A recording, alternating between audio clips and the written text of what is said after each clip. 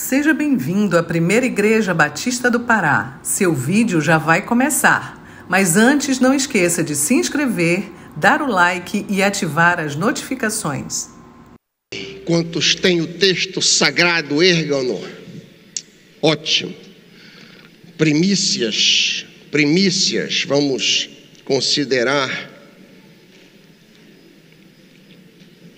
rapidamente este tema. Queria que tu te voltasses para o livro de Deuteronômio.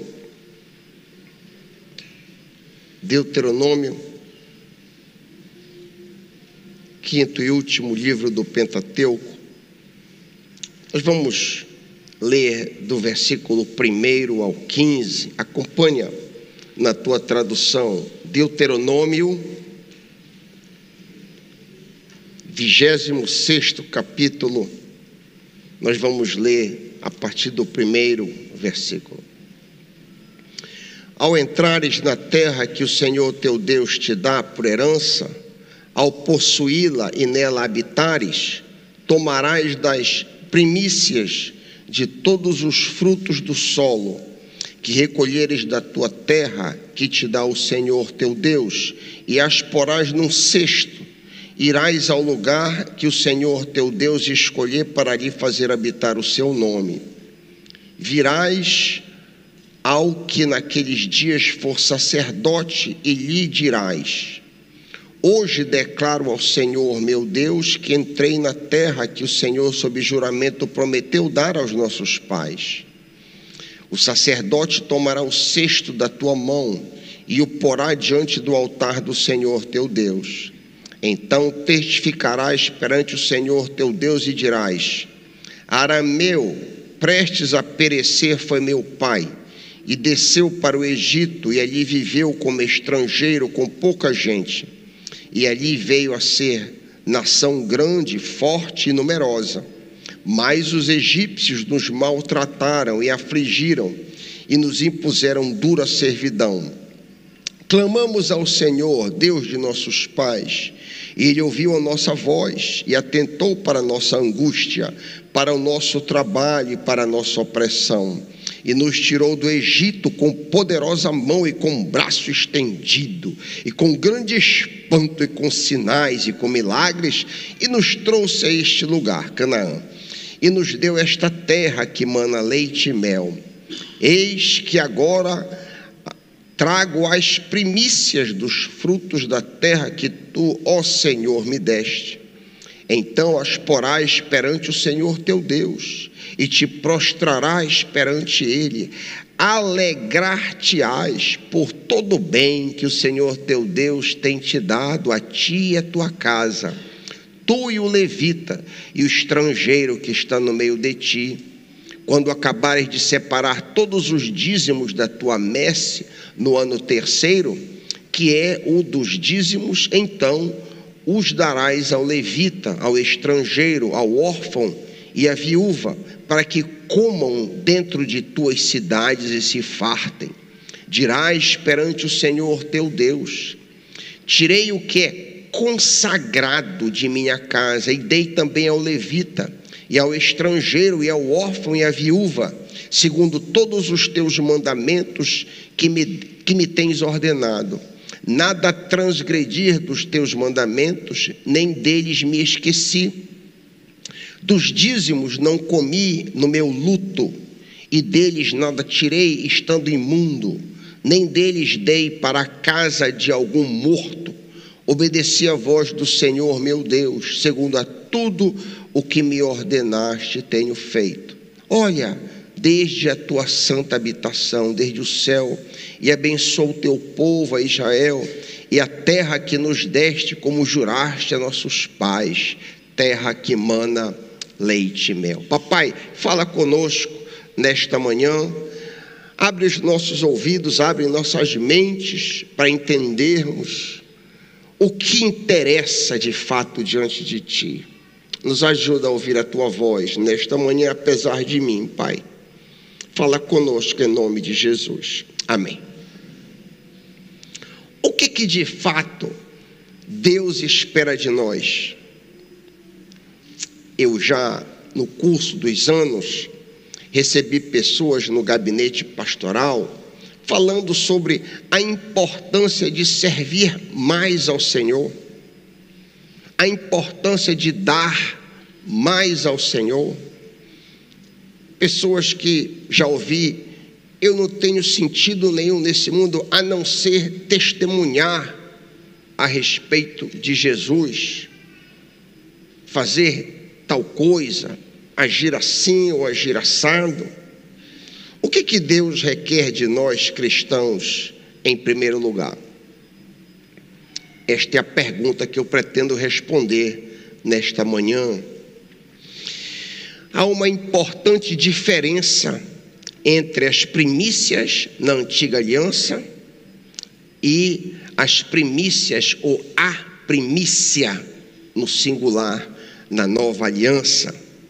No texto que nós lemos, Deuteronômio 26, o que exatamente vem a ser consagrado? A tua Bíblia está aberta no teu colo? Nós lemos a palavra consagrado ou porção sagrada, salvo engano, no versículo 13. É isso? No versículo 13. O que é isso?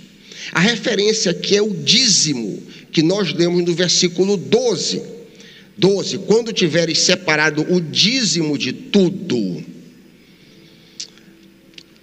Deus exigia do povo da antiga aliança que desse, que entregasse a ele o dízimo, doação.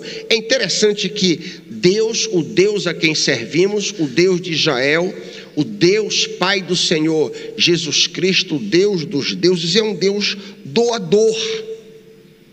Deus se doa. É marca do caráter de Deus a doação. Do começo ao fim da Bíblia, a gente encontra um Deus que se doa. Por sinal, uma boa definição de amor é autodoação. Em Efésios capítulo 5, diz que o marido deve amar a sua mulher. O que é isso? Uma forma de dizer isso diferentemente: marido, te autodoe a tua mulher. Amor, como eu já disse centenas de vezes aqui neste púlpito, amor na Bíblia não é uma emoção, não. Então, uma excelente maneira de entender o fato que Deus é amor é que Deus se doa, se entrega, se dá.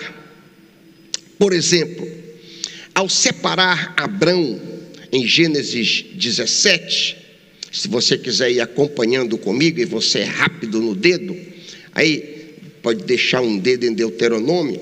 Em Gênesis 17, nós lemos o estabelecimento da aliança abraâmica, e as seguintes palavras são encontradas da parte do Senhor. Quem sabe em sonho, numa noite, quem sabe audivelmente, estabelecerei a minha aliança como aliança eterna entre mim e você, Abraão, e os seus futuros descendentes, para ser o teu Deus, para me dar, para ser teu, para pertencer a ti e a teus descendentes, toda a terra de Canaã, onde agora você é estrangeiro. Está aqui a palavra: darei como propriedade perpétua a você e a seus descendentes, e serei o Deus deles.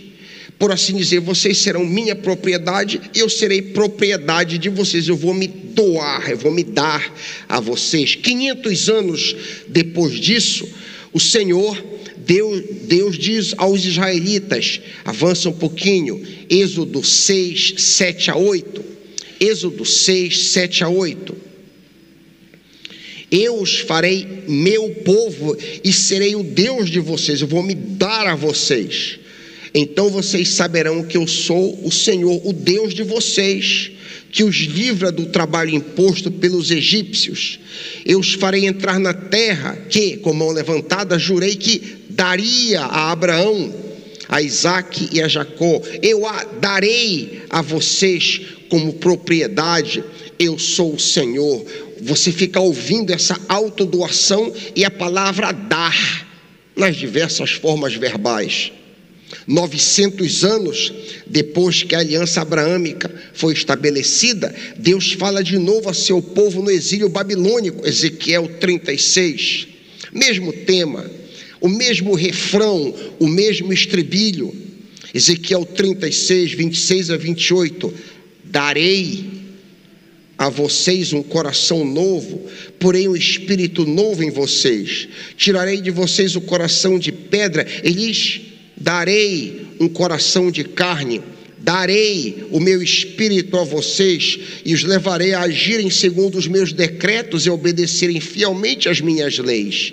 Vocês habitarão na terra que eu dei aos seus antepassados. Vocês serão meu povo e eu serei o seu Deus. Eu vou me dar a vocês. Cerca de 1500, a mesma coisa, 1500 anos depois da aliança abraâmica, o mais perfeito ato de amor é dado, que todos vocês sabem de cor, porque Deus amou o mundo de tal maneira que deu o seu Filho. Então nosso Deus é um Deus de amor, um Deus que se doa.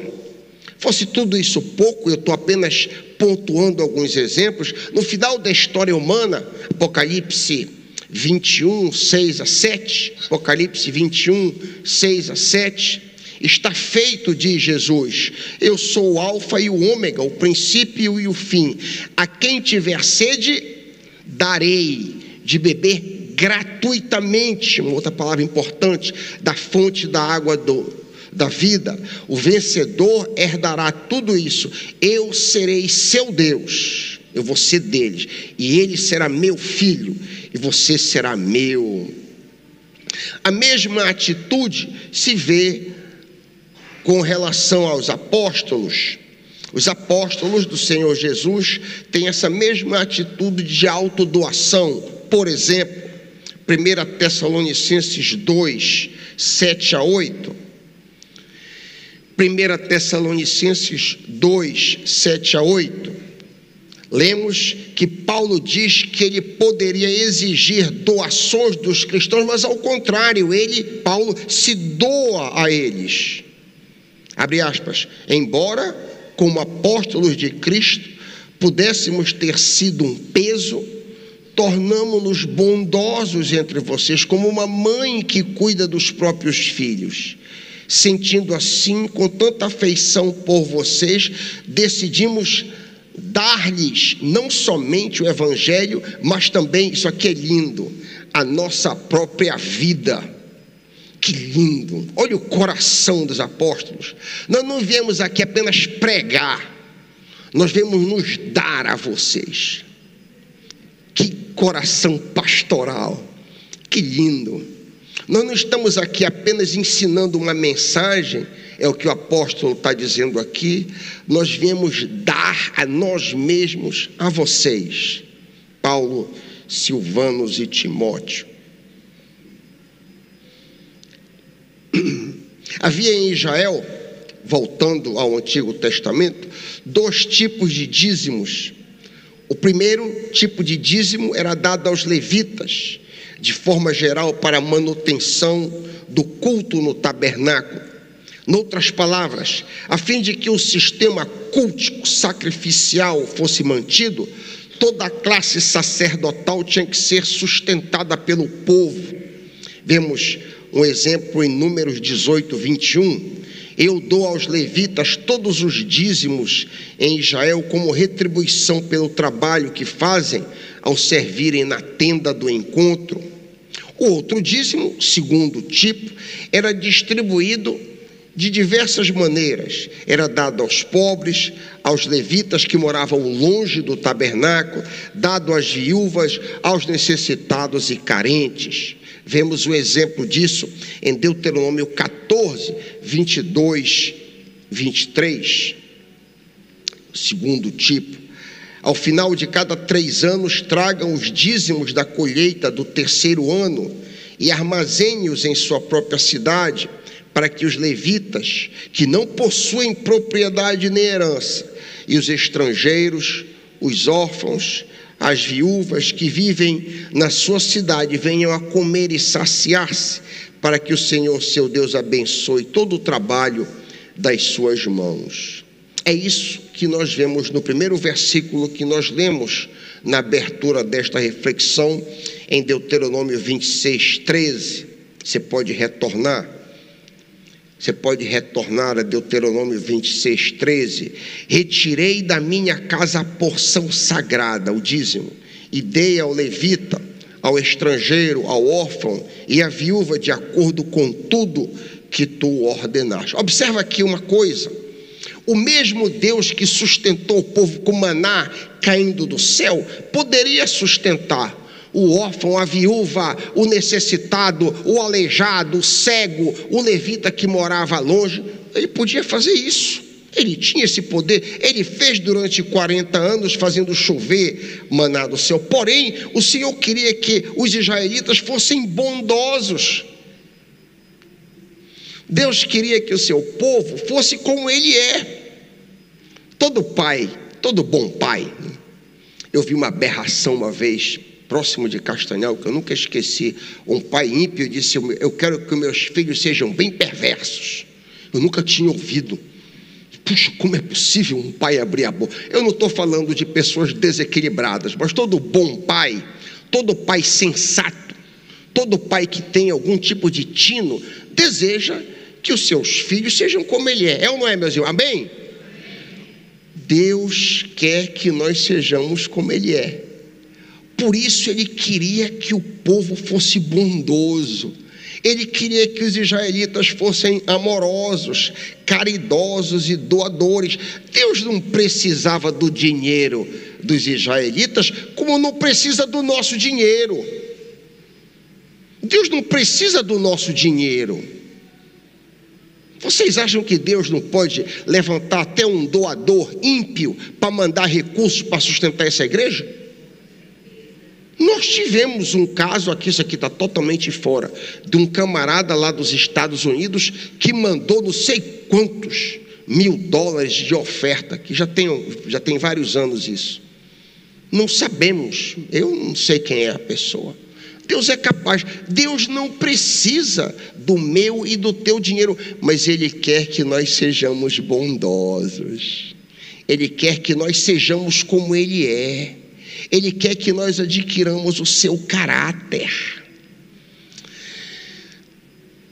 Lemos da parte B do versículo 13 de Deuteronômio 26, as seguintes palavras do ofertante. Acompanha comigo: não me afastei dos teus mandamentos, nem esqueci nenhum deles, não comi nada da porção sagrada enquanto estive de luto, nada retirei dela enquanto estive impuro, e dela não ofereci nada aos mortos, obedeci ao Senhor meu Deus, fiz tudo o que me ordenaste. Observa que o ato de dar na antiga aliança era um comando para ser feito com alegria. Por isso que ele diz: não tive contato com os mortos.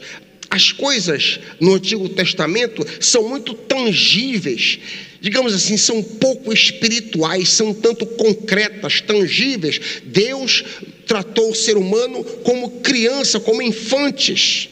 Depois que Jesus veio, Deus nos trata como adultos. Daí as coisas serem muito mais espirituais. Por falar nisso, hoje à noite nós vamos tratar de um assunto que tende a nos chocar. É o caso da matança que Deus manda fazer dos amalequitas e de todo o povo da terra. Como entender isso? Como que a gente compreende tantas batalhas no Antigo Testamento e tanta fisicalidade? No Novo Testamento, nós não lutamos contra carne e sangue, diz Paulo aos Efésios, se não me engano. Não é isso? Efésios 6. Nós não lutamos o inimigo, mas o inimigo no Antigo Testamento é físico. Como entender essa concretude, essa tangencialidade, essa fisicalidade? Então, Deus não quer que eles se entristeçam ao dar. Daí ele diz: não tive contato com mortos enquanto estive de luto e dei a oferta. As ofertas e dízimos deveriam ser dados ao Senhor com alegria. É o mesmo princípio do Novo Testamento. Deus ama quem dá com alegria, 2 Coríntios 9. Oferta em meio à luta era contrário a esse espírito.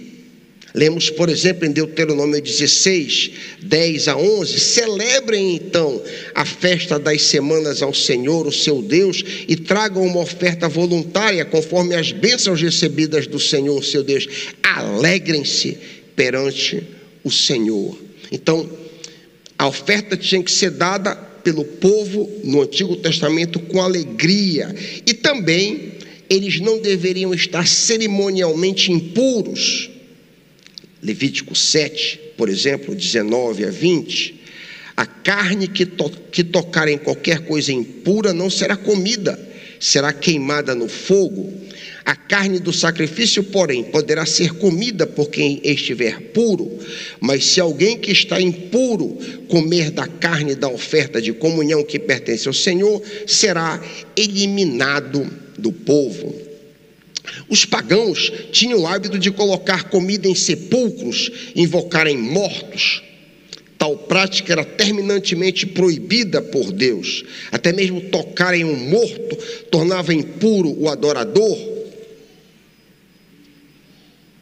A antiga aliança, com todos esses ritos, digamos assim, com toda essa fisicalidade, com toda essa infantilidade, acabou, caducou. Antiga aliança, lemos em Hebreus 8, 6, 7 e 13, que um ministério superior foi dado a nós, assim como também a aliança da qual Jesus é mediador é superior à antiga, sendo baseado em promessas superiores. Pois, se naquela primeira aliança no Antigo Testamento, se ela fosse perfeita, não seria necessário procurar lugar para a segunda. Chamando de nova esta aliança, ele tornou antiquada a primeira, e o que se torna antiquado e envelhecido está a ponto de desaparecer. Paulo diz que a observância da lei prevista na antiga aliança, com ritos, cerimônias envolvendo comida, bebida, festas, observação de sábado, etc., eram sombras do que havia de vir. O que nos torna imundos na nova aliança? O que nos desqualifica na nova aliança? O que desqualificava eles? Tocar em morto, estar impuro. O que nos faz impuro na nova aliança? Jesus responde em Mateus 15, 18 e 20, as coisas que vêm do coração são essas que tornam o homem impuro, pois do coração saem os maus pensamentos, os homicídios, os adultérios, as imoralidades sexuais, os roubos, os falsos testemunhos, as calúnias. Estas coisas tornam o homem impuro. Ao lermos este texto, vemos que as palavras de Jesus se harmonizam perfeitamente com as palavras de Paulo em Romanos 12. Rogo-vos, pois, irmãos, que entregueis os vossos corpos como sacrifício vivo. Eu rogo pela misericórdia, ofereçam o corpo de vocês. Por que razão? Porque este é o culto racional de vocês. Não se amoldem ao padrão deste mundo, mas transformem-se pela renovação de vossa mente. Com que resultado? Para que vocês saibam qual é a boa, agradável e perfeita vontade de Deus. A doação de nossos corpos no altar do Senhor corresponde às primícias que estão escritas aqui atrás de mim. A doação do corpo é o melhor, mais importante e mais sublime oferta a Deus. E a recompensa desta oferta, doar o meu corpo para o Senhor, é conhecer a sua vontade, conhecer o plano de Deus para a minha vida. Enquanto meditava a respeito dessa verdade, me lembrei de um momento de crise que tive no curso dos meus estudos. Um determinado momento, eu estava na biblioteca em Aberdeen, na Escócia, Era um dia comum como outro qualquer. Aluno de doutorado não faz outra coisa senão ler. Basicamente, ler, tomar nota e tentar resumir aquilo que leu. E eu estava em um dos muitos dias. E de repente, eu fui assolado por um pensamento muito forte. Será que tudo que eu estou fazendo está certo? 4 anos fiquei nos Estados Unidos 4 anos estudando. E aí atravessei o continente, fui para a Inglaterra, passei 2 anos e meio morando em Londres, fazendo um outro mestrado. Estou aqui na distante Escócia, longe de tudo e de todos. Será que está certo isso? Eu me lembro que eu empurrei o livro, era uma mesa preta. Eu me lembro bem disso, porque eu raramente tenho crises desse tipo. Mas eu parei considerando. Afinal de contas, todo esse esforço, toda essa luta desses mais de uma década, basicamente sem cessar, estudando, está correto isso? E a resposta que eu penso o Espírito Santo me deu, porque foi imediata e correta, foi uma pergunta retórica. Tu não entregastes o teu corpo para o Senhor? Interessante. O Espírito respondeu para mim com uma pergunta. Tu não entregastes? E aquilo me confortou. Naquele local distante, sombrio, eu entreguei meu corpo, então eu devo estar certo. Está certo as decisões que eu fiz. Entregar o corpo aqui é o fato que eu era um fornicador. Quanto mais eu parei, me tornei um celibatário. Entregar o corpo é entregar a vista para o Senhor. Ao invés de ser um pornógrafo, eu deixei de ser pornógrafo e procurei pureza para os meus olhos. Isso é entregar o corpo para o Senhor. Em vez de namoros sujos, que eram as minhas práticas, isso acabou na minha vida. Isso é entregar o corpo para o Senhor. Se você pratica essas coisas, você está fora da vontade de Deus. Você jamais encontrará a vontade de Deus para a sua vida. A segurança que eu tive foi essa. Você não entregou o seu corpo a mim? É interessante, e vale muito a pena refletir sobre isso, que Deus, em primeiro lugar, Deus como primícia, não espera de nós algo super espiritual. É intrigante o fato de Deus não exigir de nós, em primeiro lugar, oração, jejum, dar dízimos. Eu estou falando aqui do crente da nova aliança, tá?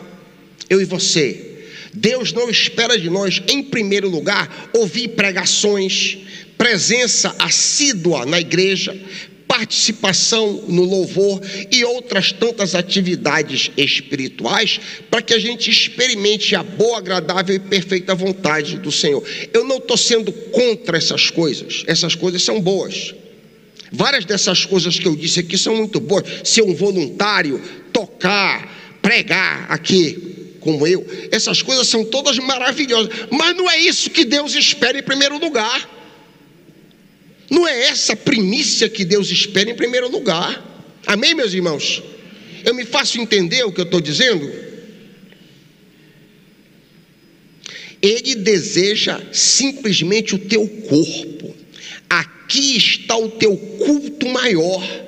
Teu culto mais sublime não é necessariamente cantar louvor, ler a Bíblia, jejuar, dizimar, ofertar, fazer obra de caridade, testemunhar, pregar. O nosso culto fundamental é entregar os nossos corpos ao Senhor, é nos doarmos ao Senhor. Assim como Ele se doa a nós, nós somos chamados a nos dar a Ele, entregar a Ele.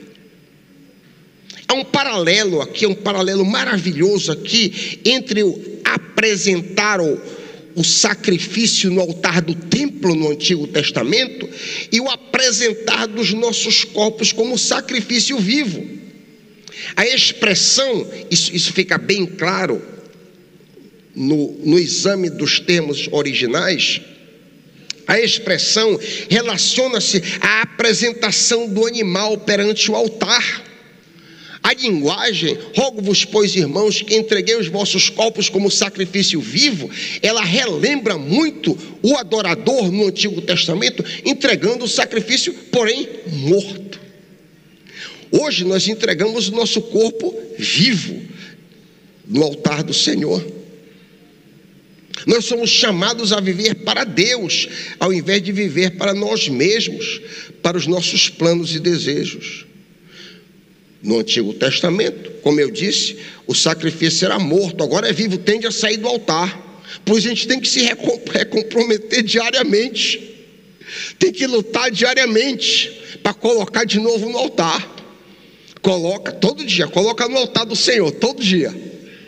E muitas das vezes a gente coloca no altar em vários momentos no curso do dia. É ou não é, meus irmãos? Nós precisamos nos recomprometer. Deus não espera de nós perfeição, mas Ele espera de nós sinceridade. Se formos sinceros diante do Senhor, Ele estará nos mostrando a sua boa, perfeita e agradável vontade. No Velho Testamento, o crente era chamado a dizimar corretamente, se mantendo puro, de acordo com os princípios da lei cerimonial. A recompensa para tal obediência era a bênção ou favor do Senhor, como lemos no nosso texto, no versículo 15 de Deuteronômio 26. Olha dos céus, da tua santa habitação, e abençoe Israel, teu povo, e a terra que nos deste, conforme prometeste sob juramento aos nossos antepassados. Olha, abençoa no Antigo Testamento. No Novo Testamento, Deus não está atrás do teu dízimo em primeiro lugar.